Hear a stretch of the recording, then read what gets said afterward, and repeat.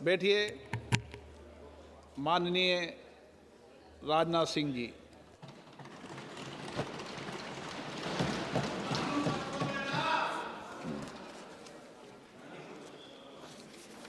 अध्यक्ष महोदय, मैं आपके प्रति आभार व्यक्त करना चाहता हूं कि इतने महत्वपूर्ण विषय पर आपने मुझे विचार व्यक्त करने का अवसर दिया है।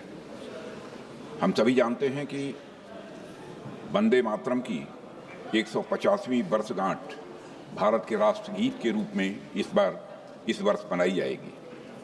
अभी इस पर जो चर्चा प्रारंभ हुई है, हमारे प्रधानमंत्री ने बहुत ही तथ्यपरक, सारगर्भित और प्रेरक भाषण देकर इसकी एक अच्छी शुरुआत की है। अध्यक्ष महोदय, इसमें कहीं दो मत नहीं है। यह वंदे मातरम भारत के इतिहास, वर्तमान और भविष्य के साथ जुड़ा हुआ है। इस वंदे मातरम ने ब्रिटिश साम्राज्य से लड़ने में हमारे स्वतंत्रता सेनानियों को काफी ताकत दिया था। वंदे मातरम वह गीत है, अध्यक्ष महोदय, जिसके कारण सदियों से सोया हुआ यह हमारा भारत देश जाग उठा था। वह गीत आधी शताब्दी तक स्वतंत्रता संग्राम का प्रेरक बना रहा। वह गीत जिसकी आवाज इंग्लिश चैनल पार करके ब्रिटिश पार्लियामेंट तक पहुंच गई थी। ऐसा था यह हमारा वंदे मातरम। वंदे मातरम जैसे अमर गीत के रचयिता बंकिम बाबू ने कहा था, एक दिन ऐसा आएगा जब सभी देशवासी वंदे मातरम गीत के महत्व को निश्चित रूप से समझेंगे। और वह क्षण आया 1905 में बंगाल विभाजन के खिलाफ हुए आंदोलन के दौरान। इस आंदोलन के समय वह गीत धरती से आकाश तक गूंज उठा था। श्री अरविंदो ने 1906 में बिल्कुल ठीक ही कहा था, अध्यक्ष महोदय, कि the mantra had been given and in a single day the whole people had been converted to the religion of patriotism. अध्यक्ष महोदय, इसी आंदोलन के दौरान वंदे मातरम जनमानस के हृदय में यह व्याप्त हो गया था। इससे तब की ब्रिटिश सरकार इतनी डर गई थी कि वंदे मातरम का नारा लगाने के खिलाफ एक सर्कुलर भी जारी कर दिया गया था।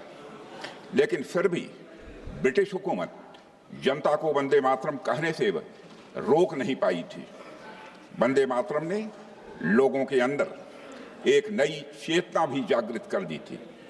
उस समय अमृत बाजार पत्रिका के संस्थापक श्री मोतीलाल घोष ने कहा था, मैं तो वंदे मातरम गाऊंगा ही, भले ही हमें अपना सिर क्यों न गंवाना पड़े। यह बात उन्होंने कही थी। अध्यक्ष महोदय, राष्ट्रीय चेतना जागृत करने के लिए उस समय वंदे मातरम संप्रदाय की भी स्थापना की गई थी और इसके सदस्य वंदे मातरम गाते हुए प्रभात फेरी भी प्रतिदिन निकाला करते थे। इनमें गुरुदेव रविंद्रनाथ टैगोर भी कई बार जाते थे।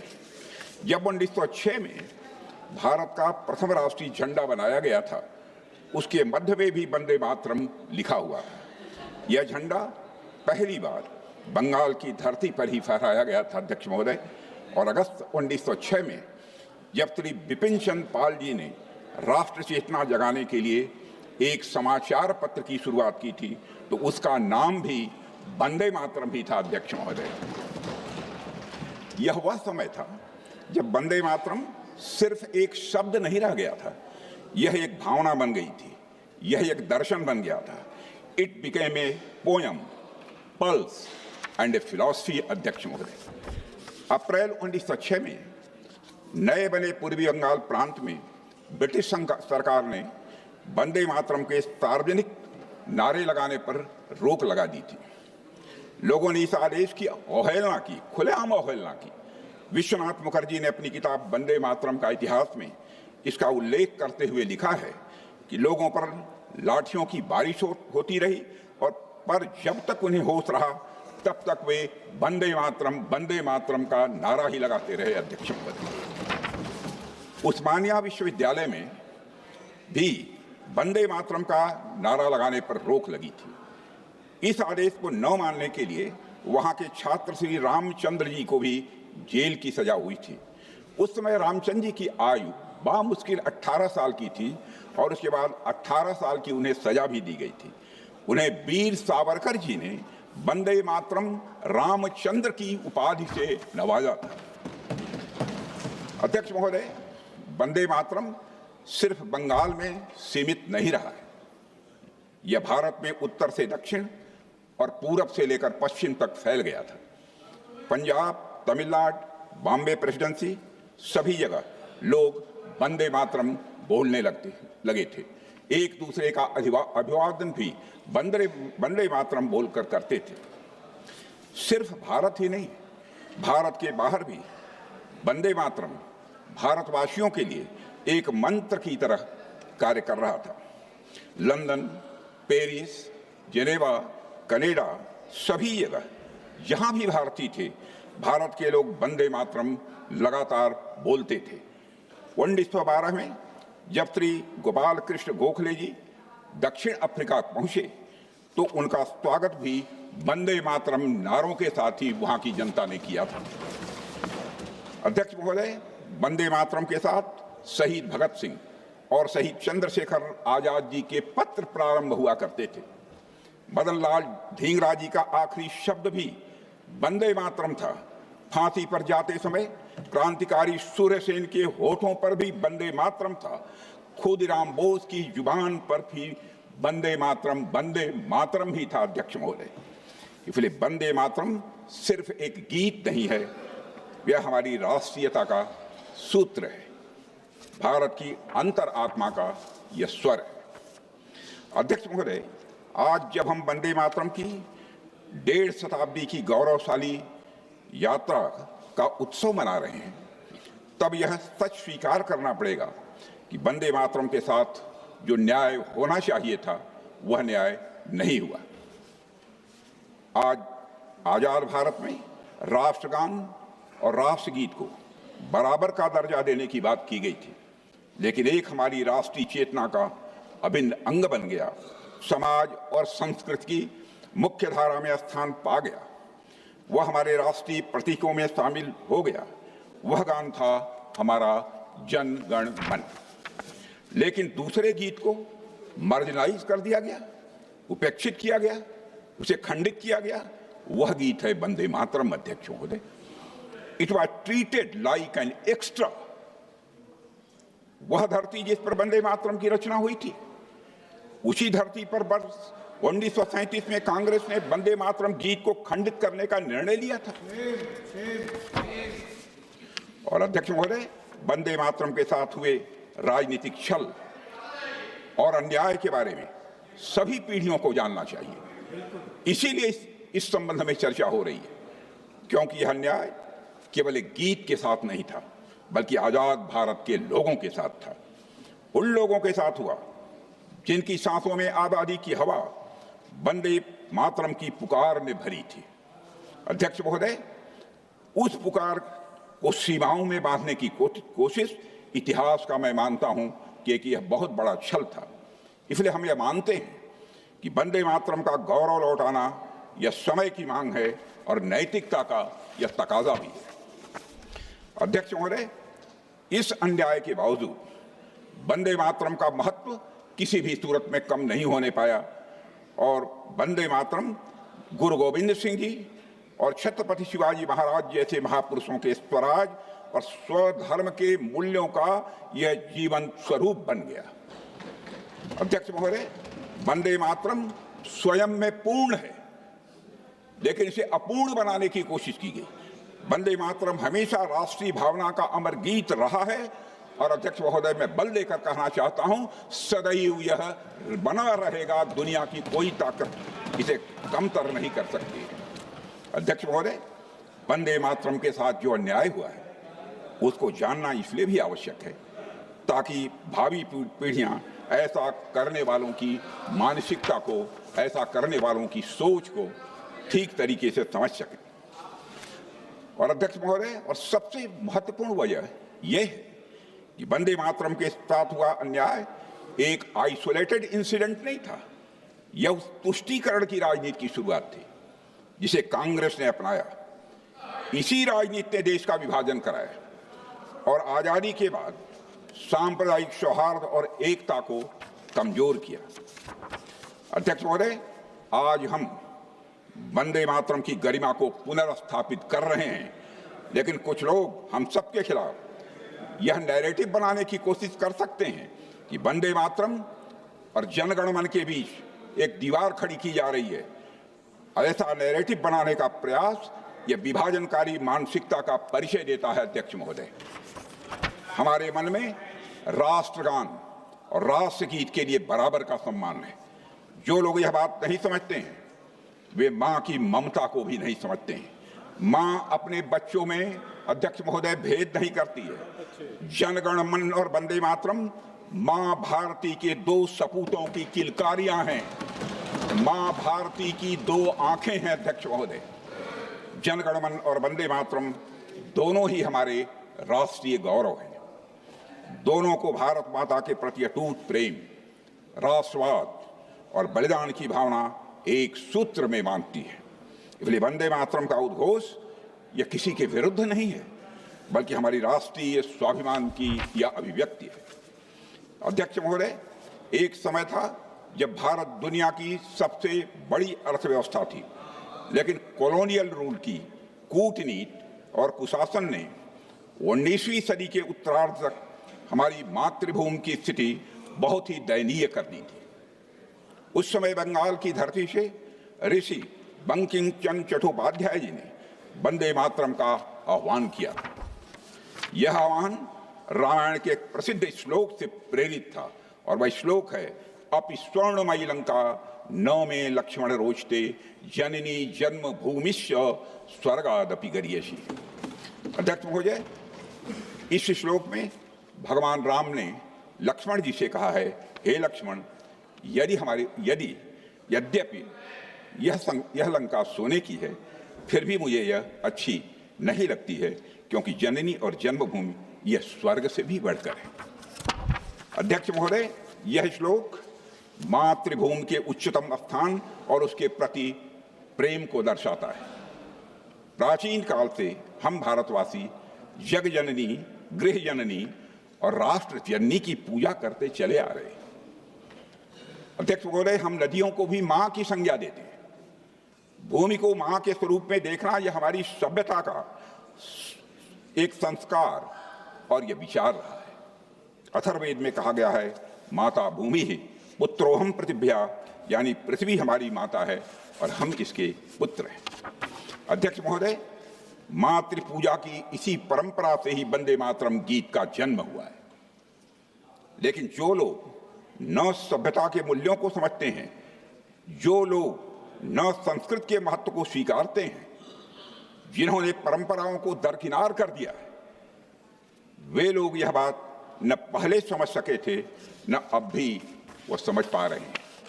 अध्यक्ष महोदय, प्रधानमंत्री श्री नरेंद्र मोदी के नेतृत्व में हमारी सरकार ने वंदे मातरम की 150वीं वर्षगांठ को धूमधाम से सारे देश में मनाने का फैसला किया है। वर्षगांठ का यह उत्सव सांकेतिक नहीं होगा। अध्यक्ष महोदय, कोई दिखावा नहीं है, यह एक प्रण है वंदे मातरम को एक उचित सम्मान दिलाने का। अध्यक्ष महोदय, आज मैं यहाँ वंदे मातरम से जुड़े दो मुख्य बिंदु सदन के समक्ष रखना चाहता हूँ। पहला यह कि भारत की आत्मा उसकी आध्यात्मिक आस्था है।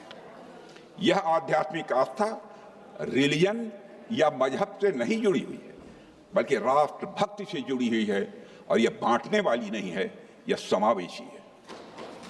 अध्यक्ष महोदय, दूसरा मैसेज इसका यह है कि बंकिम चंद्र जी चटर्जी ने जब भारत माता की मातृभूमि के रूप में कल्पना की, तब वह कोई पॉलिटिकल कंसेप्ट नहीं था, कोई रिलीजियस कंसेप्ट नहीं था, यह कम्युनल कंसेप्ट नहीं था। इसे राजनीतिक या सांप्रदायिक रंग तो कुछ कट्टरपंथियों ने दिया है। उन्होंने इसके गाने पर आपत्तियां उठाई, और इन आपत्तियों के पीछे अंग्रेजी हुकूमत की डिवाइड एंड रूल की पॉलिसी थी। इसे दुर्भाग्य से उस समय की कांग्रेस की तुष्टीकरण की राजनीति का भी भरपूर समर्थन मिला है। अध्यक्ष महोदय, आज हमें इस गलती को पूरी तरह से सुधारना होगा, और मां भारती से जुड़े हुए हर प्रतीक के प्रति जो राजनीतिक पूर्वाग्रह है, उनसे देश और समाज को अध्यक्ष महोदय हमें मुक्ति दिलानी ही होगी। अध्यक्ष महोदय, प्रारंभ में वंदे मातरम की रचना स्वतंत्र रूप से की गई थी और बाद में इसे बंकिम चंद्र चट्टोपाध्याय ने आनंद मठ उपन्यास में शामिल किया था। कुछ लोगों को आनंद मठ भी सांप्रदायिक लगा, इस कारण वंदे मातरम को भी निशाना बनाया गया।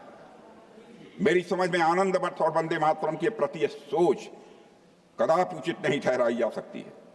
अगर हम उस कालखंड में जाएं जिसे आनंद मठ चित्रित करता है तो यह स्पष्ट हो जाता है कि आनंद मठ की विषय वस्तु किसी भी मजहब या संप्रदाय के खिलाफ कदापि नहीं थी। उस समय बंगाल में अध्यक्ष महोदय भयंकर अकाल था, लोगों को अकाल का सामना करना पड़ रहा था, लोग भूखमरी के कगार पर थे। अंग्रेजों के दबाव में बंगाल का नवाब लोगों से भारी उस समय लगान की वसूली कर रहा था। आनंद मठ इस अन्याय के खिलाफ लिखा गया था। इस बात से यह साफ हो जाता है कि वंदे मातरम और आनंद मठ कभी भी इस्लाम विरोधी नहीं था। यह तो उस दौर के बंगाल के नवाब और ब्रिटिश साम्राज्यवाद के गठजोड़ के खिलाफ आम जनता की यह पुकार थी। अध्यक्ष महोदय, आनंद मठ उपन्यास में जब उसका एक पात्र भवानंद वंदे मातरम गाता है तो दूसरे पात्र महेंद्र पूछते हैं, माता कौन है? भवानंद उसे जवाब देते हैं, हम और किसी मां को नहीं मानते। जननी जन्मभूमिश्च स्वर्गादपि गरीयसी। हम जानते हैं जन्मभूमि ही जननी है, हमारी मां नहीं, पिता नहीं, बंधु नहीं, स्त्री नहीं, पुत्र नहीं, घर नहीं, मकान नहीं, हमारे लिए सिर्फ वही सूजला और सुफला है। अध्यक्ष महोदय, क्या ऐसी भावना का चित्रण करने वाला कवि और लेखक, क्या वह कम्युनल हो सकता था? अब समय आ गया है कि वंदे मातरम और उसके इतिहास का अनबायास्ड इवैल्यूएशन किया जाए। अध्यक्ष महोदय, आ गया है समय वह। अध्यक्ष महोदय, वंदे मातरम के 2 पद तो सभी ने सुने हैं, लेकिन बाकी के बारे में लोगों को ज्यादा पता नहीं है। ओरिजिनल वर्जन में से अधिकांश अर्थों को भुला दिया गया है। उन पदों में भारत की विशेषताओं को दर्शाया गया है। अब उन पदों के महत्व और अर्थ को पूरी तरह से समझने का अवसर आ गया है अध्यक्ष महोदय, और यही अवसर है। पहला पद जिसे हटाया गया उसमें बंकिम बाबू भारत माता के संदर्भ में कहते हैं, तुम ही विद्या हो, तुम ही धर्म हो, तुम ही हृदय हो, तुम ही मर्म हो, तुम ही मेरे शरीर की प्राण शक्ति हो।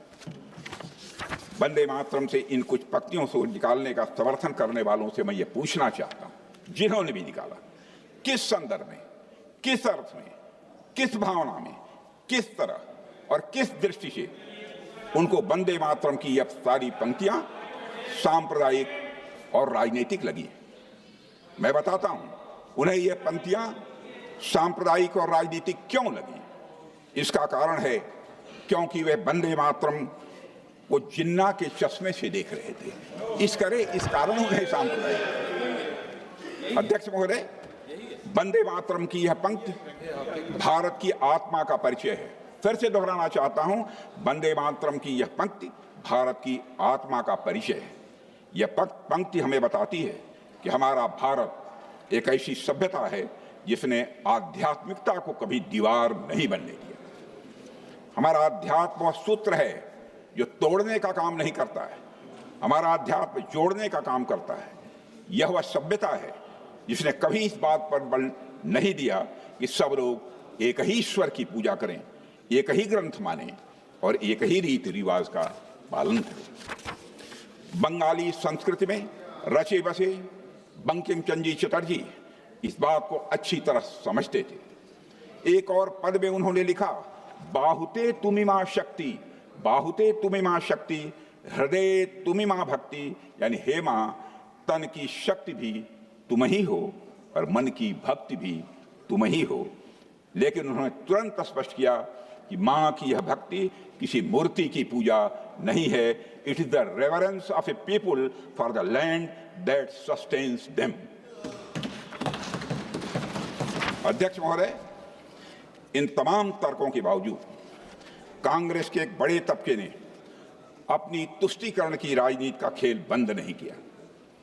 अध्यक्ष महोदय, धर्म को रिलीजन समझना और मातृ पूजा को मूर्ति पूजा के रूप में देखना अंग्रेजों की और मुस्लिम लीग की पॉलिसी हो सकती थी, क्योंकि इसमें उनका राजनीतिक स्वार्थ छिपा हुआ था। यह काम जानबूझकर उन्होंने किया। वंदे मातरम को खंडित किया गया, उसे तुष्टीकरण का शिकार बनाया गया। इससे क्या हासिल हुआ? अध्यक्ष महोदय, क्षमा करें, ये कांग्रेस की अपीजमेंट की पॉलिसी न सिर्फ पार्टीशन को रोकने में विफल रही, बल्कि मैं मानता हूं कि यह पार्टीशन का कारण भी बनी है। अध्यक्ष महोदय, अब बताओ, जहां एक और कांग्रेस ने तुष्टीकरण की राजनीति की है, वहीं हमने सबका साथ, सबका विकास, सबका विश्वास की भावना के साथ काम किया है। अध्यक्ष महोदय, आजादी के आंदोलन के दौरान ही कांग्रेस के कुछ लोगों की अपने आप को सेकुलर दिखाने की बेचैनी इतनी बढ़ चुकी थी कि भारतीय संस्कृति, भारतीय परंपरा और हमारी महान सभ्यता से जुड़ी कोई भी बात उन्हें कम्युनल दिखाई देती थी।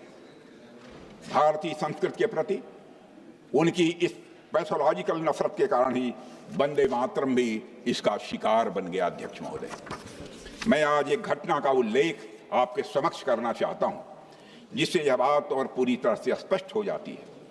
विदेश मंत्रालय की एक उच्च स्तरीय बैठक में, जहां नेहरू जी स्वयं मौजूद थे, कॉमनवेल्थ सेक्रेटरी वाईडी गुंडेविया ने पूछा, अगर कल को कम्युनिस्ट केंद्र की सत्ता में आ जाएं तो सरकारी तंत्र का क्या होगा? नेहरू जी ने झुठलाकर जवाब दिया, कम्युनिस्ट कम्युनिस्ट। भारत के लिए खतरा कम्युनिज्म नहीं है, खतरा है तो हिंदू राइट विंग कम्युनलिज्म है। और यह प्रमाण के आधार पर मैं कह सकता हूं, यह एक पुस्तक में लिखा है। कोई प्रमाण मांगेगा तो उसका प्रमाण भी मैं दे सकता हूं। अध्यक्ष महोदय, दुर्भाग्य से नेहरू जी यह देखने के लिए जीवित नहीं रहे कि उसी राइट विंग ने हमेशा संविधान के मूल्यों के अनुरूप काम किया है। संविधान के मूल्यों की अवहेलना हमने कभी नहीं की है। और कम्युनिस्ट विचारधारा से जन्मे लेफ्ट विंग एक्सट्रीमिज्म के कारण न जाने कितनी पीढ़ियां बर्बाद हो गई। अध्यक्ष महोदय, देश के कई हिस्से विकास में विकास में पीछे रह गए। पहले की सरकारें नक्सलवाद या वामपंथी उग्रवाद की इस समस्या का समाधान नहीं ढूंढ पाई। इस समस्या का समाधान अगर किसी ने ढूंढा तो वह है हमारे प्रधानमंत्री श्री नरेंद्र मोदी। उनके नेतृत्व में लेफ्ट विंग एक्सट्रीमिज्म आज पूर्णतः समाप्त की ओर है। अध्यक्ष महोदय, आज वह अपनी सांसें तोड़ रहा है। यह कितनी बड़ी विडंबना थी कि जिस कम्युनिस्ट आइडियोलॉजी ने कई देशों में सत्ता पाने के लिए हिंसा का रास्ता अपनाया, उस विचारधारा को खतरा न मानकर वसुधैव कुटुंबकम की भावना में विश्वास रखने वाली विचारधारा को खतरा माना गया। यह बात कोई रैंडम थॉट नहीं थी। अध्यक्ष महोदय, यह एक ऐसा पूर्वाग्रह था जिसने तुष्टीकरण की राजनीति को जन्म दिया। इसी तुष्टीकरण की राजनीति के कारण कुछ पड़ोसी देशों से आए अल्पसंख्यक समुदाय के शरणार्थियों को दशकों तक अपने अधिकारों से वंचित रखा गया। और इसी तुष्टीकरण की राजनीति के कारण मुस्लिम महिलाओं से समान अधिकार छीने गए। और इसी तुष्टीकरण की राजनीति के कारण भारत का विभाजन हुआ। और इसी तुष्टीकरण की राजनीति के कारण आज पश्चिम बंगाल से बहुत से परिवारों को पलायन करना पड़ रहा है। अध्यक्ष महोदय, बंगाल वह भूमि रही है जहां भारत के सबसे बड़े सामाजिक सुधारों और सांस्कृतिक पुनर्जागरण की यह नींव रखी गई, जहां सती प्रथा के खिलाफ आवाज उठाई गई, विधवा पुनर्विवाह को बढ़ावा दिया गया। अध्यक्ष महोदय, बाल विवाह की कुरीत के खिलाफ आवाज उठाई गई। इसी बंगाल की धरती ने भारतीय पुनर्जागरण के जनक राजा राम मोहन राय को जन्म दिया है। अध्यक्ष महोदय, महान समाज सुधारक श्री ईश्वर चंद्र विद्यासागर जी का भी जन्म और कर्मभूमि बंगाल ही रहा है। इसी पवित्र धरती पर जन्मे स्वामी विवेकानंद जी ने 1893 में हुई विश्व धर्म संसद में भारत की सनातन सभ्यता के महान मूल्यों से पूरी दुनिया को अवगत कराया था। और इसी धरती पर जन्मे गुरुदेव रविन्द्रनाथ टैगोर ने भारत को पहला नोबेल प्राइज भी दिलवाया था। अध्यक्ष महोदय, बंगाल वह पवित्र भूमि है जहां चैतन्य महाप्रभु, स्वामी प्रणवानंद, संत रामकृष्ण परमहंस और स्वामी विवेकानंद जैसे संतों ने जन्म लिया है। उनकी उपस्थिति ने बंगाल को अध्यात्म, संस्कृति और हमारी सभ्यतागत चेतना का एक उज्जवल केंद्र बना दिया।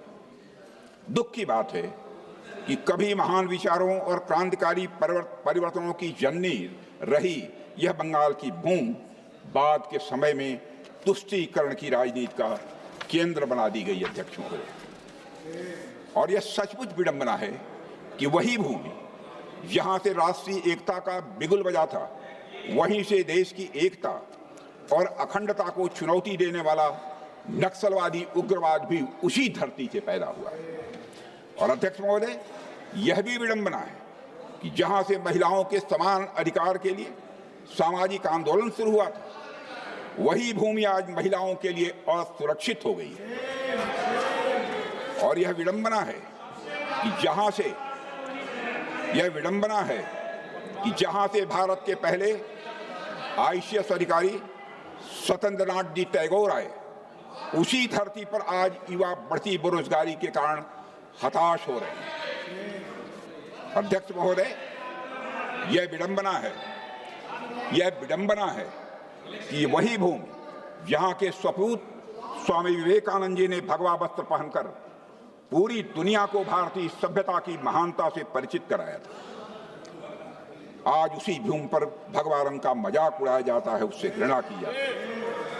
और अध्यक्ष महोदय, बंगाल का यह पतन हुआ है दशकों तक सत्ता में रही वामपंथ की सरकारों के कारण और उनके द्वारा की गई हिंसा के कारण हुआ है। तृणमूल कांग्रेस के कुशासन के कारण, उसकी विभाजनकारी राजनीति के कारण अध्यक्ष महोदय, उसकी तुष्टीकरण की रीत के कारण और घुसपैठियों को शरण देने के कारण अध्यक्ष महोदय ऐसा। और अध्यक्ष महोदय, बंकिम चंद्र चटर्जी ने कहा था, बंगाल हिंदू और मुसलमान, बंकिम चंद्र चटर्जी ने कहा था कि बंगाल हिंदू और मुसलमान दोनों का है। बंगाल की भलाई के लिए जरूरी है कि हिंदू और मुसलमानों में एकता हो। जिस व्यक्ति के ऐसे विचार हों, क्या वे कभी सांप्रदायिक गीत लिख सकते थे? अध्यक्ष महोदय, कुछ लोगों के द्वारा वंदे मातरम में उपयोग किए गए मेटाफर्स, रूपक जिन्हें कहते हैं, को मिस इंटरप्रिटेट किया गया। हो सकता है यह काम कई बार ना समझी में किया गया हो, पर मेरी समझ से कई बार अध्यक्ष महोदय यह जानबूझकर किया गया है। यह बात नहीं है कि हमारे मुस्लिम भाइयों ने बंकिम चंद्र चटर्जी के मेटाफर्स को सही अर्थ में नहीं समझा था। मौलाना रजाउल करीम ने कहा कि वंदे मातरम जैसे निर्दोष और सर्वांग सुंदर गीत को भी सांप्रदायिक कहते हैं, पर जिनके पास उदार दृष्टि है उन्हें वंदे मातरम गीत को समग्र दृष्टि से देखना चाहिए। वे देखेंगे कि उसमें बुत परस्ती का कहीं पर अध्यक्ष महोदय कोई दोष नहीं है। इसलिए अध्यक्ष महोदय जी, ये मैं कहना चाहूंगा, और अध्यक्ष महोदय, हमें देखना है कि इस्लाम किसको बुत परस्ती कहता है और उसकी हदें कहां पर हैं। सच्चाई है कि भारतीय मुस्लिमों ने बंकिम चंद्र चटर्जी के भाव को कौन बैठाने वाला है? कौन बैठाएगा? क्या बात करते हैं? यह हम मत हो गई है। अध्यक्ष महोदय रोकिए। कौन बैठाएगा?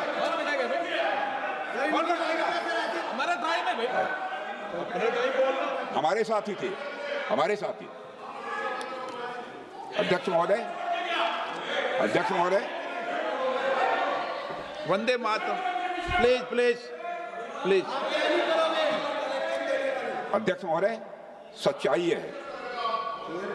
अध्यक्ष महोदय, संसद में कोई चाहे जो बोले, सच बोले, सत्य से थोड़ा परे भी बोले, लेकिन शोर शराबा नहीं मचाना चाहिए।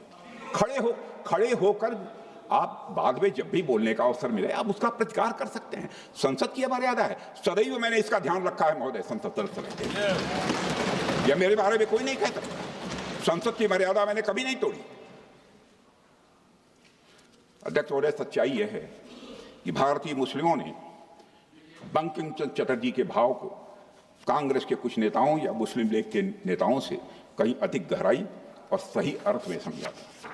और हमारे यहाँ की सूफी परंपरा में अध्यक्ष महोदय, विशेषकर पंजाब और बंगाल में अक्सर यह भाव देखने को मिलता है जिस भाव से वंदे मातरम लिखा गया। ख्वाजा गुलाम फरीद ने लिखा है, ए हुस्न ए हकीकी नूरे अजल, ए हुस्न ए हकीकी नूरे अजल, तैनू वाजिब ते इम्कान कहूँ, तैनू दशरथ लक्ष्मण राम कहूँ, तैनू सीता जी जानान कहूँ। जिसका भावार्थ है, हे सत्य सौंदर्य, हे दिव्य प्रकाश, तुम्हें क्या नाम दूं? क्या तुम्हें दशरथ कहूं, लक्ष्मण कहूं, राम कहूं या सीता कहूं? यह भाव। अध्यक्ष महोदय, एक मशहूर वकील राम जेठामलानी जी ने एक बात कही थी, मुझे अच्छी तरह याद है, वो अच्छी तरह मुझे याद है। उन्होंने कहा था कि इस्लाम में अल्लाह को रब इसलिए कहा जाता है क्योंकि उसका गुण है रबूबियत, यानी पालन पोषण करना। यही गुण मां में होता है जो अपने बच्चों के तन और मन दोनों का पोषण करती है। और यही दिव्य गुण हमारी मातृभूमि में भी है अध्यक्ष महोदय। जिस तरह हम अल्लाह के सामने उसकी अनंत रबूबियत के लिए सजदा करते हैं, उसी तरह मां भारती के सामने भी सजदा करना हमारा फर्ज है, क्योंकि यह धरती हमारा पोषण करती है। इसलिए वंदे मातरम कोई हिंदू मुसलमान का सवाल नहीं है अध्यक्ष महोदय, यह तो हर इंसान का फर्ज है जो इस धरती पर श्वास लेता है। अध्यक्ष महोदय, सच यह है कि वंदे मातरम ने भारत के सभी लोगों के दिलों को स्पंदित किया है, चाहे वो हिंदू हो या मुसलमान हो। बंगाली और संस्कृत में लिखा गया यह गीत तमिल, मराठी, कन्नड़, गुजराती, हिंदी, तेलुगु, मलयालम और भारत की हर भाषा बोलने वालों के दिलों में यह घर कर गया। और यह गीत अनेकता में एकता का सबसे बड़ा उदाहरण है। और इसी वजह से इसने उन लोगों को विचलित किया जो एक भारत श्रेष्ठ भारत के विचार से डरते थे।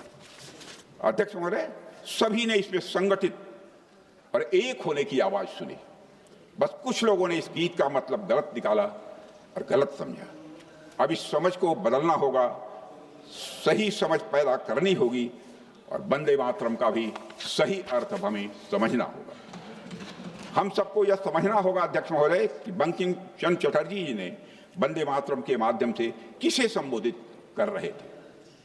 सब्यसाची भट्टाचार्य ने अपनी किताब में लिखा है कि जब बंकिम बाबू ने सप्तकोटि यानी 7 करोड़ आवाजों के बारे में लिखा तो उसका मतलब बंगाल प्रेसिडेंसी की पूरी आबादी से था, जिसमें बंगाल, बिहार, उड़ीसा, असम और छोटा नागपुर के कुछ हिस्से भी उसमें शामिल थे। अध्यक्ष महोदय, इसका उल्लेख स्वयं बंकिम बाबू ने 1872 में किया है। और इसलिए 7 करोड़ केवल किसी एक समुदाय की आवाज नहीं थी, इसलिए 7 करोड़ केवल एक समुदाय की आवाज नहीं थी, किसी एक धर्म या संप्रदाय का यह नारा नहीं था, यह तो समूचे भारत की एक स्वर लहरी थी अध्यक्ष महोदय, जिसमें हर भारतीय की आस्था, हर भारतीय की आशा एक साथ गूंज उठी थी। जो लोग वंदे मातरम का विरोध इस आधार पर करते हैं यह मूर्ति पूजा को बढ़ावा देता है, वे बंकिम बाबू के विचारों की रत्ती भर समझ नहीं रखते हैं, मेरा ऐसा मानना है। वंदे मातरम में मूर्ति पूजा की कोई बात नहीं है अध्यक्ष महोदय। बंकिम बाबू स्वयं मूर्ति पूजा के समर्थक नहीं थे, यह बहुत कम लोगों को जानकारी है। बंकिम बाबू स्वयं मूर्ति पूजा के समर्थक नहीं थे। यह बात उनके द्वारा सन 1874 में लिखे गए एक लेख से बिल्कुल साफ हो जाती है। और अध्यक्ष महोदय, बंकिम बाबू के लेखन से यह भी स्पष्ट होता है कि उनका मानना था कि भारतीय संस्कृति में भगवान की प्रतिमा यह भावगम्य है, एक सेतु है, एक माध्यम है, माध्यम है सत्य को जानने का, माध्यम है ईश्वर के स्वरूप को समझने का। और अध्यक्ष महोदय, इसीलिए वंदे मातरम की मां भारती कोई मूर्तिमान यह देवी नहीं है, बल्कि वह एक प्रतीक है उस भावना की जिसके लिए हर भारतीय के हृदय में प्रेम है। और मैं दोहराना चाहता हूं कि ब्रिटिश शासन और कुछ कट्टरपंथियों ने शायद इस बात को नहीं समझा था या समझने का प्रयास नहीं किया था कि वंदे मातरम के मूल में है क्या। लेकिन मैं पूछना चाहता हूं कि कांग्रेस पार्टी ने इन लोगों का साथ क्यों दिया, जबकि हम लोग तब भी वंदे मातरम के साथ हुए अन्याय के विरोध में खड़े थे और आज भी हम वंदे मातरम के सम्मान के साथ किसी भी प्रकार का समझौता नहीं करेंगे। वंदे मातरम का गौरव हमारा गौरव है, हमारा गौरव ही नहीं है, हमारे पूरे भारत देश का यह गौरव है। और अध्यक्ष महोदय, स्वतंत्रता आंदोलन में महात्मा गांधी, बाल गंगाधर तिलक से लेकर राजेंद्र बाबू और डॉक्टर श्यामा प्रसाद मुखर्जी जैसे महानायक मौजूद थे जो भारत की सभ्यता और संस्कृति पर गर्व करते थे। और इसी का प्रभाव हमारे संविधान की मूल प्रति में अंकित चित्रों में दिखता है। त्रिलल लाल बोस जी के मार्गदर्शन में बने ये चित्र भारत की आत्मा को भी अध्यक्ष महोदय प्रतिबिंबित करते हैं। सिंधु घाटी सभ्यता की मुहर, वैदिक आश्रम, श्री राम और रावण का युद्ध, गीता उपदेश, भगवान बुद्ध का धर्मचक्र, नटराज, महाबलीपुरम का गंगा अवतरण, छत्रपति महाराज शिवाजी और गुरु गोविंद सिंह जी, इन सबको संविधान में सम्मान मिला है। संविधान में अंकित चित्रों में भारत को उसी रूप में दिखाया गया है जैसा हमारा भारत है, सभ्यतागत, आध्यात्मिक और गौरवशाली भारत। अध्यक्ष महोदय, लेकिन आजादी के बाद कांग्रेस ने भारत की सभ्यता, संस्कृति और यहां तक कि भारत के संविधान को भी हमेशा अपने संकीर्ण हितों की बलि चढ़ाया। तुष्टीकरण की राजनीति कांग्रेस के लिए हमेशा संविधान, भारत की संस्कृति, सभ्यता, संप्रभुता और मानवता के ऊपर रही है। वंदे मातरम के साथ कांग्रेस ने संविधान को भी खंडित करने का काम किया। वर्ष 1951 में पहला संविधान संशोधन करके मूल संविधान के चरित्र को बदल दिया गया अध्यक्ष महोदय। और यह इतना बड़ा परिवर्तन था कि कानून के जानकारों ने इस संशोधन को द सेकंड कॉन्स्टिट्यूशन की संज्ञा दी थी अध्यक्ष महोदय। और उस समय हमने संविधान की आत्मा को बचाने की लड़ाई भी लड़ी थी। डॉक्टर श्यामा प्रसाद मुखर्जी ने इसका बहुत जबरदस्त विरोध किया था। उन्होंने पंडित नेहरू से कहा था, you are treating this constitution as a scrap of paper, यानी आप इस संविधान के साथ रद्दी कागज जैसा व्यवहार कर रहे हैं। ये डॉक्टर श्यामा प्रसाद मुखर्जी ने कहा था। यही नहीं, 42वें संशोधन से भी संविधान को पूरी तरह बदल दिया गया था। संविधान की प्रस्तावना के साथ ही खिलवाड़ किया गया। ऐसे कुछ शब्द जोड़े गए, सेकुलर एंड सोशलिज्म, जिन्हें संविधान सभा ने नकार दिया था उस समय। अध्यक्ष महोदय, संविधान और उसके मूल्यों के साथ खिलवाड़ आगे भी जारी रखा गया। यूनिफॉर्म सिविल कोड हमारे संविधान में निहित एक महान संवैधानिक आदर्श है। साहबानों के इसमें सुप्रीम कोर्ट ने एक बहुत ही प्रगतिशील फैसला दिया था जो कि मुस्लिम महिलाओं के हक में था। अध्यक्ष महोदय, उस फैसले को उलटने के लिए जब कांग्रेस की सरकार में संसद में कानून पास किया तो यह पूरी तरह से स्पष्ट हो गया कि कांग्रेस के लिए न्याय से ज्यादा महत्वपूर्ण है वोट बैंक और तुष्टीकरण की राजनीति। और अध्यक्ष महोदय, तुष्टीकरण की राजनीति के कारण ही इतने सालों तक जम्मू कश्मीर से आर्टिकल 370 नहीं हटाया गया, जिसके कारण वहां आतंकवाद को बढ़ावा मिला, जम्मू कश्मीर विकास से वंचित रह गया। इस भूल को सुधारने का काम भी यदि किसी ने किया है तो हमारे प्रधानमंत्री नरेंद्र मोदी जी ने किया है। और अध्यक्ष महोदय, स्वस्थ लोकतंत्र की सबसे अहम पहचान होती है sanctity of the electoral process. सबसे अहम पहचान होती है स्वस्थ हेल्दी डेमोक्रेसी की, sanctity of the electoral process. लेकिन कंटिन्यूअस माइग्रेशन, डेथ्स और रैपिड अर्बनाइजेशन मतदाता सूचियों को डिस्टार्ट कर देते हैं। इसलिए चुनावों की विश्वसनीयता प्रभावित होती है, जेन्युइन वोटर्स को नुकसान होता है और साथ ही चुनावी वैधता पर भी स्वाभाविक रूप से प्रश्न उठते हैं। यहीं पर अध्यक्ष महोदय SIR जैसी प्रक्रिया की आवश्यकता पड़ती है। यहीं पर अध्यक्ष महोदय SIR जैसी प्रक्रिया की आवश्यकता पड़ती है ताकि मतदाता सूची को ठीक किया जाए। लेकिन जब कुछ दलों के नेता चुनाव हारते हैं या उन्हें हार सामने दिखाई देती है तो वे इस पूरी प्रक्रिया को हिलाकर कटघरे में खड़ा कर देते हैं और यह संवैधानिक संस्थाओं के प्रति गहरे अनादर भाव को दर्शाता है। अध्यक्ष महोदय, अब यही लोग लगातार चुनाव आयोग पर एक साजिश के तहत हमले कर रहे हैं। यह कोई साधारण आलोचना नहीं है, यह एक सोची समझी साजिश का यह हिस्सा है। अध्यक्ष महोदय, संवैधानिक संस्थाओं को बदनाम करना राष्ट्र के साथ अन्याय है, क्योंकि यही संस्थाएं हमारे लोकतंत्र की रीढ़ हैं। लेकिन इन दलों के लिए यह कोई नई बात नहीं है।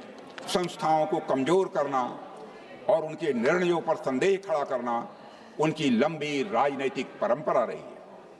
आज जब देश मजबूत लोकतांत्रिक मूल्यों के साथ आगे बढ़ रहा है, तब ऐसी नकारात्मक राजनीति न केवल निराशाजनक है बल्कि देश हित के विरुद्ध भी है। अध्यक्ष महोदय, कुछ दल अपने राजनीतिक स्वार्थ साधने के लिए सिर्फ कॉन्स्टिट्यूशंस को ही नहीं नुकसान पहुंचाया है, बल्कि अपीजमेंट पॉलिटिक्स के लिए भारत की संस्कृति को भी नीचा दिखाया है।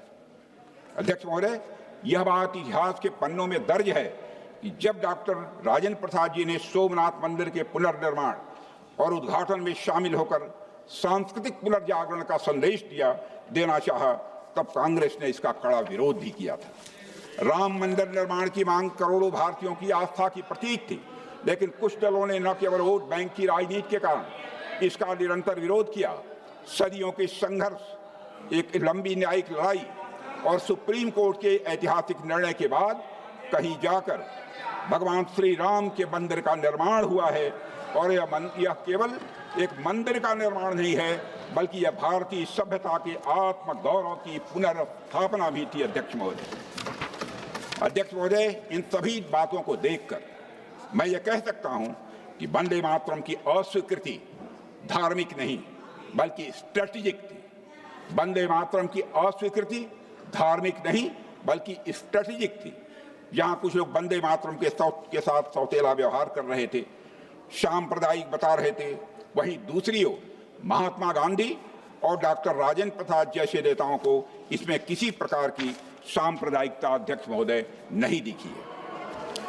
अध्यक्ष महोदय, महात्मा गांधी ने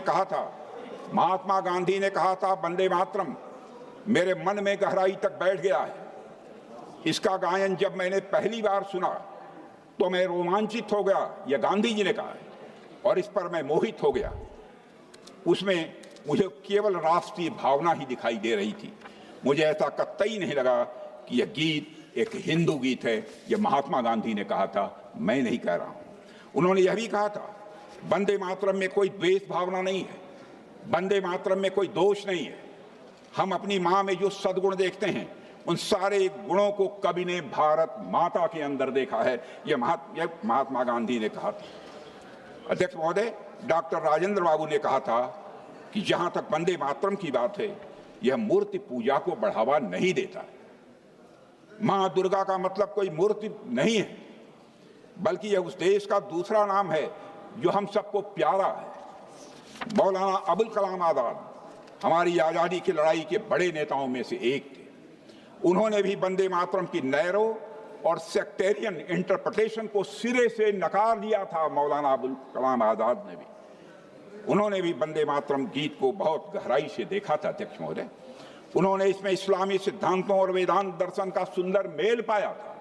उन्होंने इसमें इस्लामी सिद्धांतों और वेदांत दर्शन का एक सुंदर मेल पाया था। वेदांत कहता है सच्चाई के बहुत सारे रूप हो सकते हैं, एक ही सत्य को अलग अलग लोग अलग अलग तरीके से देखते और पूछते हैं। अध्यक्ष महोदय, दूसरा विचार इस्लाम से आता है। वहां वहदते दीन यानी सभी धर्मों की एकता की बात है। इस्लाम में भी सभी धर्मों की एकता की बात है। और सुलह कुल यानी सभी के साथ शांति और भाईचारे की बात की गई है। वंदे मातरम गीत में उन्होंने यह अद्भुत संगम, सामंजस्य और यह समानता देखी। अध्यक्ष बदरुद्दीन तैयब जी मोहम्मद रहीमतुल्लाह सयानी, नवाब सैयद मोहम्मद बहादुर, doctor M A Ansari, Maulana Azad, इनमें से किसी ने भी वंदे मातरम का कभी भी विरोध नहीं किया है। अध्यक्ष महोदय, जहां तक बात है मूर्ति पूजा की, तो मैं आज इस सदन के माध्यम से सभी देशवासियों को बताना चाहता हूं, अरबी और फारसी साहित्य में भी उम्मी कोरा, अरबी और फारसी साहित्य में भी उम्मू कोरा यानी ग्राम में जननी, उन्मुल मोमेनीन यानी विश्वास करने वालों की मां, और उम्मुल किताब यानी ग्रंथ जननी जैसे शब्द मिलते हैं। क्या इन्हें भी मूर्ति पूजा की संज्ञा दी जाएगी? क्या इन्हें भी मूर्ति पूजा की संज्ञा दी जाएगी? अध्यक्ष महोदय, वंदे मातरम को सांप्रदायिक बताकर विरोध करना ये बहाना मात्र था, असली कारण तो पूरी तरह से राजनैतिक था। अध्यक्ष महोदय, सन 1885 से लेकर 1905 तक कांग्रेस का न अपना कोई राष्ट्रीय गीत था न अपना झंडा, लेकिन अब समय आ गया है कांग्रेस गुलामी की मानसिकता को छोड़े और वंदे मातरम को इसके पूर्ण स्वरूप को स्वीकार करे। पूर्ण स्वरूप को स्वीकार करने की बात कर रहा हूं अध्यक्ष महोदय। हो सकता है देश के लोग आपको अभी भी माफ कर दें। अध्यक्ष महोदय, मैं याद दिलाना चाहता हूं, वंदे मातरम ने ब्रिटिश साम्राज्य की नींव हिला दी थी। 1905 में खुद मोतीलाल नेहरू जी ने पंडित नेहरू को लिखे एक पत्र में लिखा था, मोतीलाल जी नेहरू लिख रहे हैं, हम ब्रिटिश शासन के इतिहास की सबसे अधिक संकटपूर्ण अवधि से गुजर रहे हैं। इलाहाबाद में भी वंदे मातरम आम अभिवादन बन गया है। इलाहाबाद में भी वंदे मातरम आम अभिवादन बन गया है। यदि अभियान चलता रहा तो यहां लौटने पर जब तुम गए उससे बिल्कुल बदला हुआ पाओगे, यह मोतीलाल नेहरू जी ने कहा है। इतना जन समर्थन होने के बाद भी तथाकथित रिलीजियस सेंटिमेंट हर्ट होने के नाम पर वंदे मातरम का बराबर विरोध किया गया। कुछ लोगों द्वारा तरह तरह के षड्यंत्र करके उस गीत को 2वें स्थान पर लाकर खड़ा कर दिया गया। नेताजी जब कांग्रेस से निकले और आजाद हिंद फौज की स्थापना की तो फौज के संचालन गीतों में वंदे मातरम को राष्ट्र गीत का स्थान दिया गया था। अध्यक्ष महोदय, पंडित नेहरू ने वंदे मातरम के खिलाफ तरह तरह के तर्क दिए। उनके अनुसार वंदे मातरम ऑर्केस्ट्रा पर आसानी से नहीं बजाया जा सकता। उन्होंने लिखा है कि in Nehru ji assessment tune was not more important than the words. I quote him, in regard to the national anthem tune, it was felt that the tune was more important than the words, and that this tune should be such as to represent the Indian musical genius as well as to some extent the Western, so that it might be equally adaptable to orchestra and band music and to being played abroad.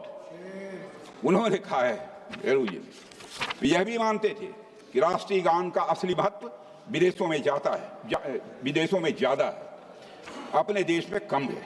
उन्होंने कहा था the real significance of the national anthem is perhaps more abroad than in the home country. यह तर्क महज बहाना था।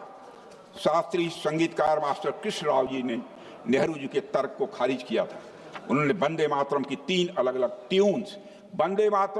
अलग अलग ट्यून्स संविधान सभा में ही प्रस्तुत की थी।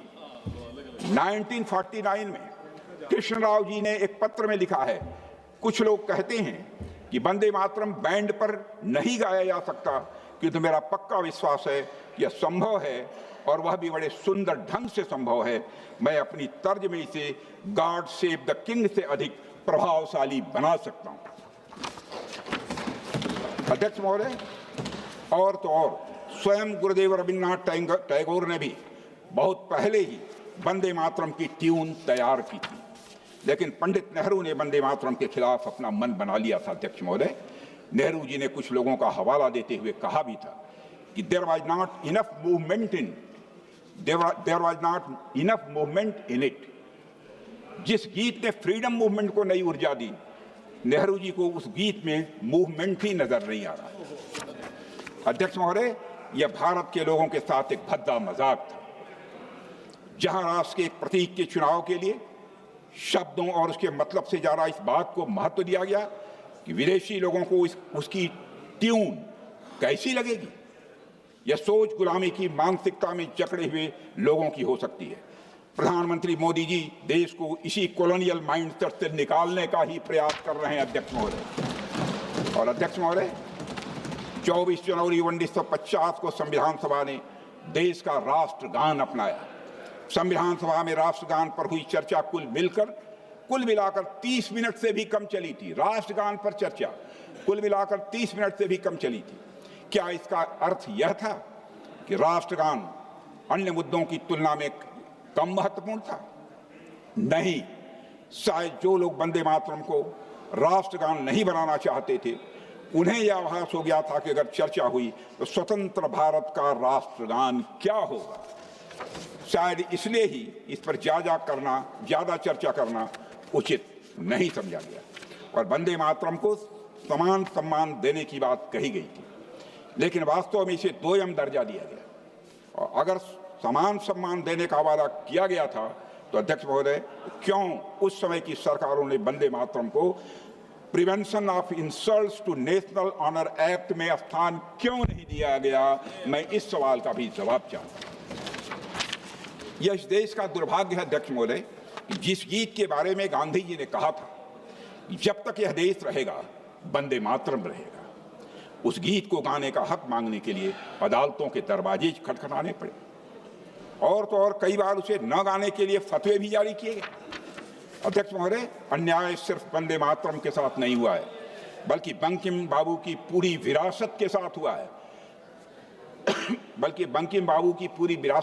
हुआ है पश्चिम बंगाल के कांतलपाड़ा में स्थित बैठक खाना, जहां बंकिम बाबू ने वंदे मातरम गीत लिखा था, राष्ट्र के लिए वंदनीय स्थल होना चाहिए था वो, लेकिन जो उपेक्षा वंदे मातरम की हुई वही उपेक्षा उस स्थान की भी हुई।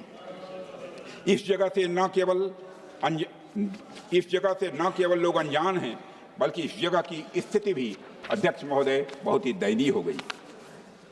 अध्यक्ष महोदय, वंदे मातरम के साथ बंगला भाषा के साथ भी अन्याय हुआ है। बंगाल और बंगला भाषा की स्थान बंकिम बाबू के साथ हुए अन्याय को हमारी सरकार ने बंगला भाषा को क्लासिकल लैंग्वेज का दर्जा देकर सही करने का प्रयास किया। और अध्यक्ष महोदय, आज हम आजाद हैं, हम दुनिया की एक बड़ी ताकत हैं और विकसित राष्ट्र बनने की राह पर हम तेजी से आगे बढ़ चले हैं। मैं आज सदन को बतलाना चाहता हूँ, 150 वर्ष पूर्व लिखे वंदे मातरम गीत में आज के भारत के उदय का मार्ग भी देखा जा सकता है। वंदे मातरम के माध्यम से बंकिम बाबू ने उत्तिष्ठ जागृत का संदेश दिया, यानी जब भारत का हर नागरिक वंदे मातरम कहेगा तभी भारत सशक्त बनेगा। वंदे मातरम ही विकसित भारत का मार्ग प्रशस्त करेगा, हमारे आत्मबल को बढ़ाएगा, राष्ट्रीय एकता को बढ़ावा देगा, स्वदेशी की भावना को भी यह बढ़ावा देगा। अध्यक्ष महोदय, मेरा सभी सांसदों से आग्रह है कि हम सब एक साथ आएं और विचार करें कि क्या हम कॉन्स्टिट्यूशन के आर्टिकल 51A के तहत सभी नागरिकों के लिए एक नई फंडामेंटल ड्यूटी नहीं जोड़ सकते, जिसके अंतर्गत हम वंदे मातरम का वैसा ही सम्मान करें जैसा कि हम राष्ट्रगान का सम्मान करते हैं। अगर हम ऐसा करते हैं तो यह वंदे मातरम और इसके लेखक और बंगाल के महान राष्ट्रवादी चिंतक बंकिम बाबू को एक परफेक्ट ट्रिब्यूट होगी। अध्यक्ष महोदय, मैं मानता हूं। अंत में अध्यक्ष महोदय, मैं कहना चाहता हूं, वंदे मातरम हमारा गौरव है, हमारी पहचान है और हमारे संविधान की सबसे ऊंची पुकार है।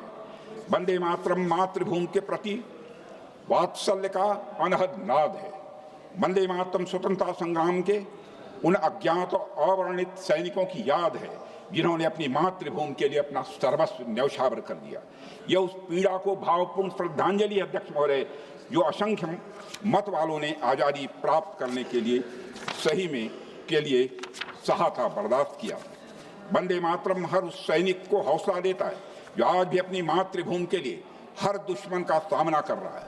अध्यक्ष महोदय, वंदे मातरम हमारी एकता का भी प्रतीक है, स्वाधीनता का संकल्प है, वीरता का यह जयघोष है, त्याग का महामंत्र है और बलिदान का यह अमर गान है। वंदे मातरम, वंदे मातरम हमारे गौरवशाली अतीत का स्मरण है अध्यक्ष महोदय, हमारे स्वर्णिम भविष्य का आह्वान है अध्यक्ष महोदय, और वो यह मातृभूमि का मातृभक्ति का एक अनुपम भाव है, संस्कृति का शाश्वत प्रकाश है अध्यक्ष महोदय, सभ्यता का यह गौरव है, धर्म की रक्षा का यह संदेश है, कर्म की प्रेरणा है, शक्ति का आह्वान है, विजय का विश्वास है, अमरत्व का स्वर है, पवित्रता का स्पंदन है और आस्था का आधार है अध्यक्ष महोदय। वंदे मातरम भारतीयता का और राष्ट्रीयता का, वंदे मातरम भारतीयता का और राष्ट्रीयता का एक सशक्त हस्ताक्षर भी है अध्यक्ष महोदय। इसलिए गर्व से कहो वंदे मातरम, वंदे मातरम, वंदे